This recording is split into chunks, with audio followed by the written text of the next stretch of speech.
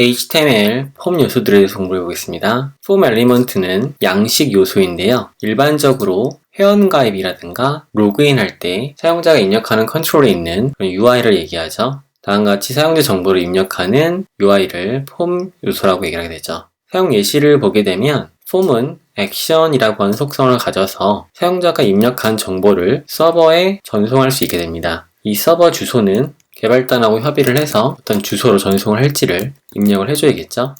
메서드는 어떤 방법으로 데이터를 전송할까 하는 것인데요. 예를 들어 우편으로 본다면 일반 우편이 있고 빠른 등기 우편이 있는 것처럼 이 메서드도 get 방식이 있고 포스트 방식이 있을 수 있습니다. 일반적으로는 get 방식이 사용되고요. 메서드를 사용하지 않게 되면 get 방식이 기본값입니다. 포스트 방식으로 전송해야 될 경우는 민감한 정보 데이터, 사용자의 아이디나 패스워드, 이메일 어드레스 같은 개인정보를 전송할 때는 메서드를 포스트 방식으로 사용해 주시면 되겠습니다. 폼 요소를 먼저 한번 가볍게 만들어 볼게요. 폼 액션이 있는데요. 기본적으로 액션은 비워둔 상태로 메서드로 get 방식 이렇게 쓸 수 있겠습니다. 이어서 인풋 요소를 볼 텐데요. 인풋은 사용자가 데이터를 입력을 해서 해당되는 데이터를 폼을 통해 서버에 전송할 수가 있게 되는 컨트롤을 얘기하는데요. 타입이 상당히 다양합니다. 그리고 그 유형에 따라서 역할이 다른데요. 그 부분을 하나씩 학습해 보도록 하겠습니다. 기본 사용 예시는 이와 같이 사용을 합니다. 폼 내부에 인풋 요소를 집어넣을 수 있고요. 타입 값은 텍스트나 패스워드라든가 이메일, 넘버, URL 등등 다양한 값을 집어넣을 수 있습니다. 기본 값은 텍스트고요. 저장을 해보도록 하죠. 사용자가 텍스트를 입력할 수 있는 요소가 나오게 됩니다. 그런데 UI상 이렇게 사각형 박스만 있어서는 어떤 내용인지 알 수 없기 때문에 인풋 요소에다가는 레이블을 줄 수 있어야 됩니다. 레이블 요소는 컨트롤에 이름을 붙일 때 사용하는데요. 사용 예시는 인풋 요소를 레이블로 감쌀 수 있게 하거나 또는 이 레이블 요소의 for 속성과 인풋 요소의 id 속성을 연결시키는 방식으로 사용할 수 있습니다. 예를 들어 인풋 요소를 레이블 요소로 감쌌다고 했을 때 for 속성은 필요가 없겠고요. 이름이라고 넣어주게 되면 이름 텍스트 옆에 인풋이 입력 가능해지게 됩니다. 페이지 로드를 하게 되면 이름이 있고요. 입력할 수 있겠죠? 이런 식으로 입력이 가능하겠습니다. 사용자가 어떤 내용을 입력해야 될지 도움말을 보여주고 싶으면 place 홀더라는 속성을 사용해서 이와 같이 이름을 입력해 줄 수 있도록 할 수 있습니다. 그럼 페이지가 로드했을 때 이렇게 사람 이름을 집어넣으라는 거구나 라고 알 수 있게 되는 거죠. 그리고 입력할 수 있는 값에 max 값을 결정할 수도 있습니다. max length 값을 4라고 입력을 하게 되면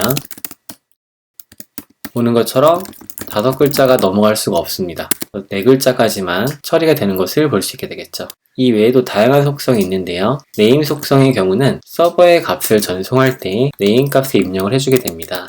user name 이런 식으로 네임 값을 입력을 해주게 되고요. 레이블의 for 속성하고 연결시키려면 이름 값의 데이터를 밖으로 분리할 수가 있겠고요. id 속성을 for와 동일하게 연결시켜 주시면 되겠습니다.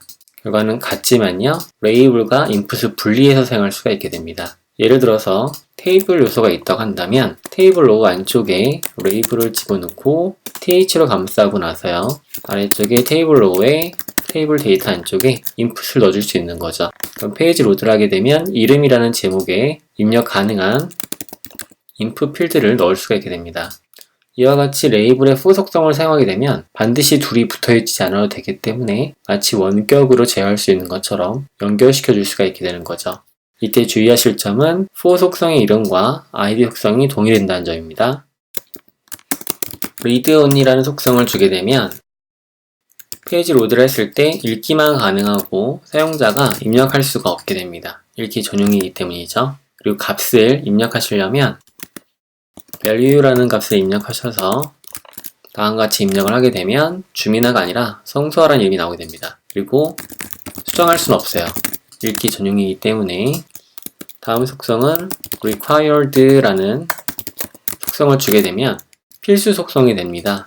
내용이 입력되지 않고 서버에 전송하려고 하면 오류가 생기게 됩니다. 서버에 전송하기 위해서는 버튼이라는 요소를 사용하게 되는데 submit 버튼이라는 것이 있습니다. 전송 버튼이고요. 인풋 밑에다가 submit 버튼을 만들고 전송이라고 써보겠습니다. 웹페이지에서 내용값이 입력되어 있지 않은 상태에서 전송을 누르게 되면 다음과 같이 이름이 입력되지 않았음을 오류를 나타내주게 됩니다. 하지만 required라는 속성이 없게 되면 이름값이 없는 상태에서 전송을 누르게 되면 전송이 돼버리는 거죠. required라는 속성은 필수 입력사항의 경우에 넣어줄 수 있게 됩니다. disabled는 비활성화된 상태를 말합니다. 페이지 로드를 하게 되면 비활성화됐기 때문에 아무런 접근도 작업도 할 수가 없게 되는 형태가 되겠죠. min-length랑 max-length가 있는데요. min-length의 경우는 최소 입력 자릿수를 말하는 겁니다. 최소 2자 이상 입력해라 라고 쓰시게 되는 거죠. 그럼 페이지 로드를 했을 때 하라고 쓰게 되고 전송하려고 했을 때 2자 이상으로 늘려달라 라고 되어 있는 것을 볼 수 있습니다. min-length와 max-length 이런 속성들을 사용해서 사용자가 입력할 수 있는 인풋의 텍스트의 타입을 설정할 수가 있게 되는 거죠. 그 외에도 패스워드, 체크박스, 라디오 타입들이 있는데요. 하나씩 사용해 보게 된다면 label과 input을 달랑 요소로 묶어보도록 하고요. 아래 달랑 내부에는 label 요소를 사용해서 user pass라고 써보겠습니다. 비밀번호라고 입력을 해보도록 하고요. input 패스워드를 입력받을 수 있는데 user pass가 되겠죠. user pass라고 입력해 줄 수 있겠고요. placeholder를 사용해서 비밀번호를 6자리 입력해 주세요 라고 쓸 수 있겠습니다.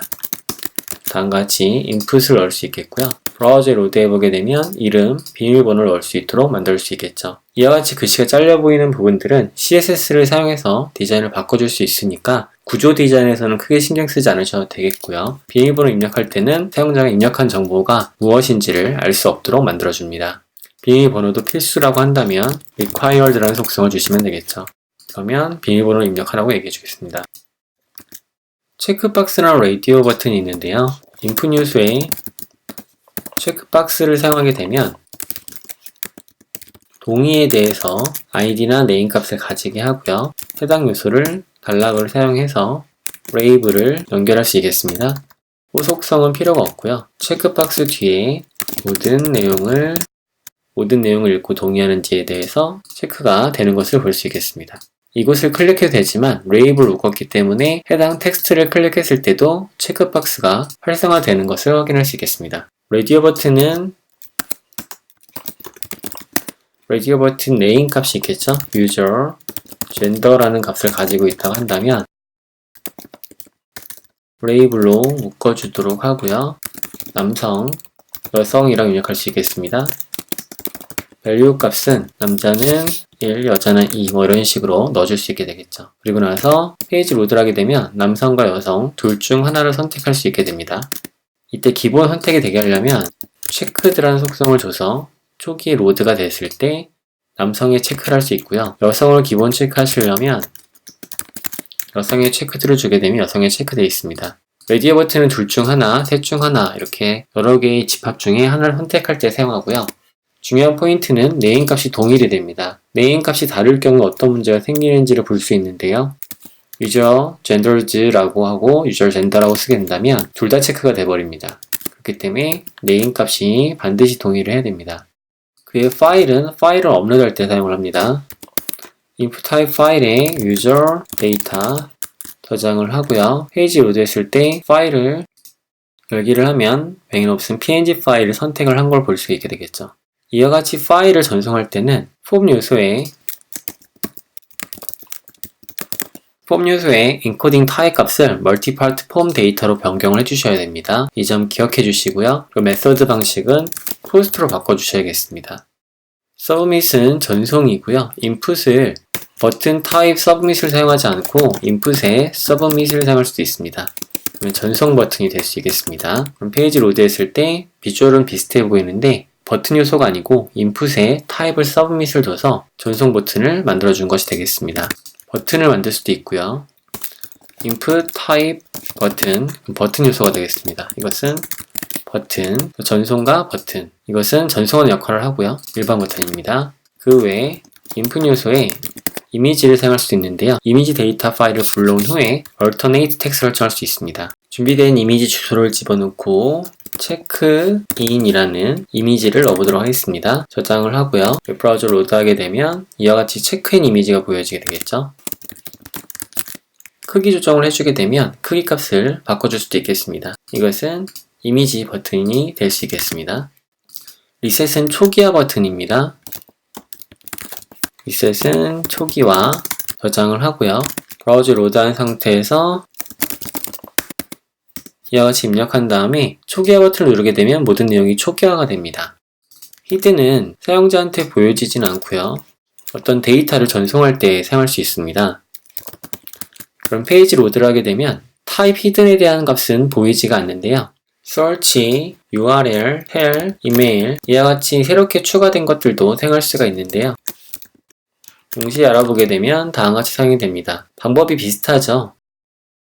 이들 또한 마찬가지로 사용자가 입력하는 정보값이니까 위로 올려놓도록 하고요. 검색이라고 입력할 수 있겠고요. 이메일 등을 입력할 수 있겠습니다. 그러면 검색, 내부툴이라고 입력을 하게 되면 X 표시가 나옵니다. 한 번에 제거할 수 있겠죠? 일반적인 텍스트는 그렇게 나오지 않고요. 사용자 선택해서 지워야 되는 반면에 검색 내용은 X 표시가 나와서 바로 지울 수가 있게 됩니다. 이동할 웹 주소의 경우는 타이핑을 했을 때 이동돼야 될 주소가 나오게 할 수 있는데요. 그 부분은 데이터 리스트라는 걸 사용할 수 있습니다. 데이터 리스트라는 요소를 사용하고요. 인풋 요소에 리스트라는 속성을 주고 URL EX라고 써보겠습니다. 그러면 데이터 리스트의 ID 값으로 URL EX를 집어넣게 되고요. 옵션이라고 사용을 해서 밸류 값을 넣어줄 수가 있는데요. 사용자가 확인할 주소는 네이버. 자, 이렇게 두 개의 값을 입력한 상태에서 페이지를 보게 되면 이동할 웹 주소를 클릭을 하게 되면 다음과 같이 네이버나 구글 어드레스를 바로 입력할 수 있도록 만들어주고요. 네이버라고 치게 되면 바로 네이버를 볼 수 있게 되죠. 다음과 같이 입력해 줄 수 있겠습니다. 페이지 로드한 상태에서 부라고 치게 되면 본인이 선택한 텍스트 내에서 선택이 바로 가능하고요. 네이버, 네이트 이런 식으로 바로 입력하실 때 데이터 리스트라는 것을 사용하셔서 옵션과 인풋 요소의 리스트 속성을 연결해 주실 수 있겠습니다. 해당 데이터 리스트는 아래쪽에 정리가 되어 있으니까 해당 내용을 살펴보시면 되고요. 옵션의 경우는 이 내용을 살펴보시면 되겠습니다. 텔레폰의 경우가 있는데요. 전화번호의 경우도 그냥 입력할 수가 없죠. 그래서 이 부분도 마찬가지 방식을 사용해서 데이터 리스트를 추가해 줄 수 있겠습니다. 전화번호에도 리스트 속성을 줘서 tel ex라고 써보겠습니다. 세이브를 하고요. 페이지 로드한 상태에서 전화번호에 1이라고 입력하게 되면 바로 사용자가 내용을 선택해 볼 수 있게 될 수 있겠죠. 이와 같이 웹 주소나 전화번호 오실 수도 있고요. 이메일 어드레스의 경우는 플레이스홀더를 주어서 이와 같이 입력을 할 수 있도록 유도를 합니다.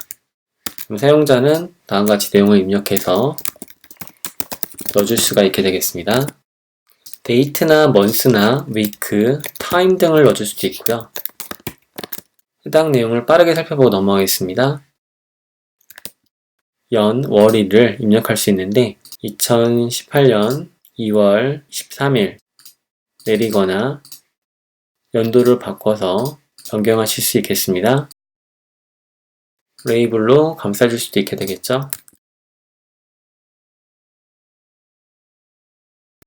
모두 입력을 마치고요.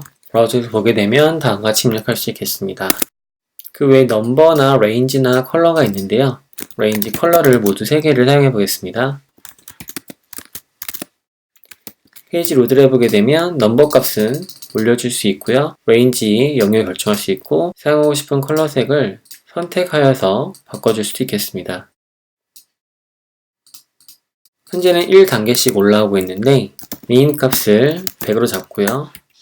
스택 값을 10단계로 잡아주고요. 맥스 값을 1000으로 설정할 수 있습니다. 넘버 값의 경우는 100, 110 이렇게 10단계씩 올라가는 게 보여지겠죠. 그리고 밸류 값을 지정할 수가 있는데 밸류는 초기에 150으로 설정할 수 있겠습니다. 그러면 150으로 보여지겠죠. 이와 같이 넘버 값을 증진시키거나 하실 수 있겠고요. 레인지 값은 민, 맥스 값을 변경할 수 있는데 20 설정해 놓을 수 있겠고요. 밸류 값은 10으로 설정할 수 있겠습니다. 페이지 로드하면 10, 15, 20 이렇게 3단계만 설정이 되고요. 4단계로 바꿔보려면 25로 바꿔보겠습니다. 그러면 10, 15, 20, 25 4단계가 되겠고요. 이 값을 15로 밸류 설정해 주게 되면 초기가 10단계가 아닌 15단계에서 시작하게 되겠습니다. 컬러 값의 경우도 밸류를 설정할 수 있을 텐데요. 헥스 코드를 집어넣어 보겠습니다. 그러면 페이지가 로드했을 때 초기 값을 설정해 줄 수 있는 걸 확인할 수 있겠죠. 이와 같이 range나 넘버 값이나 또는 컬러 값을 컴포넌트를 사용해 가지고 여러분의 애플리케이션에 사용자의 입력 값을 받을 수 있는 인터랙션을 구현할 수 있겠습니다. 대략 간단하게나마 인풋 요소의 타입들을 살펴봤고요.